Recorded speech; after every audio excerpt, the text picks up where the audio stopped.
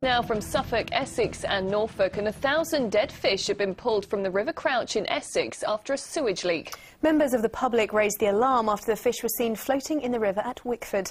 Laura Ramsey reports. The Memorial Park in Wickford.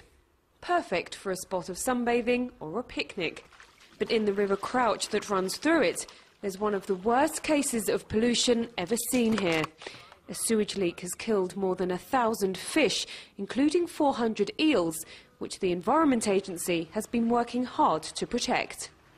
We've had several sort of incidents over the years in various rivers around here, but I've never seen one myself that's actually wiped out this number of fish in this particular location. So it does rank up there as one of the most sort of significant sort of water pollutions in this part of Essex. Perch, roach and bream are among the freshwater fish found dead here. All have to be counted before being taken to an incinerator at Black Notley near Braintree, and all are photographed as evidence. It's believed the sewage leak happened somewhere in Wickford town centre.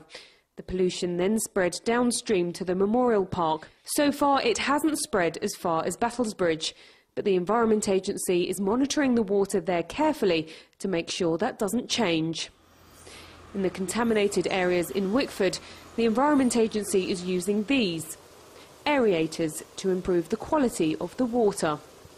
There are 7 of these machines up and down the River Crouch, and they're used to pump oxygen back into the water. So that will help to break down the sewage and also support any marine life. An investigation has been launched to find out who's responsible for this pollution. If they're caught, they'll face a hefty fine or even jail. Laura Ramsey, Anglia News, Wickford. Rival plans for a supermarket at Sheringham in North Norfolk have entered the planning process. Tesco has submitted a revised plan for a new store off Station Road, including a new fire station and community centre. The scaled-down plans replace a previous design rejected by the District Council. Last night, town councillors voted not to object to a rival plan for an eco-store, which is proposed for a site on the edge of town. Now, a truck stop in Suffolk has been named the home of Britain's best breakfast, that by a Truckers magazine. Yes, the Orwell crossing lorry park puts its full English success down to a fully local approach to sourcing its food. We sent Martin Stew along to give it a go. Think of a trucker's breakfast and you'll probably think of a grotty, greasy fry-up with a chipped mug of sugary tea. But not here at the Orwell crossing lorry park on the outskirts of Ipswich. Their full English is so good, it's been voted Britain's best by readers of Truck and Driver magazine. A full feed for under a £5.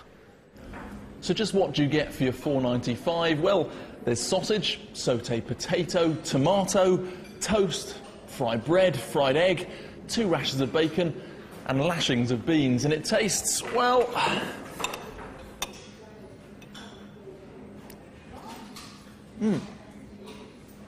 oh, it's disgusting, you wouldn't like it. But the punters do. It's probably the best. I reckon it's hard to beat, definitely. Well, I'm not really familiar with most truck stop places, but it's certainly better than you get at most roadside cafes, yes. So, what's the secret? Well, what else but locally sourced, fresh produce? The head chef, Brian McCall, actually contacts various butchers and outlets to make sure that everything is traced. We know exactly where it comes from. Proctor Sausages, who supply the sausages, DP Meats, the bacon. The vegetables are grown on our own farm. And he's not joking. All the meat comes from Suffolk and the potatoes are grown in the adjoining field. It's a locally grown success story, attracting truckers from across the country. Martin Stew, Anglia News, Suffolk.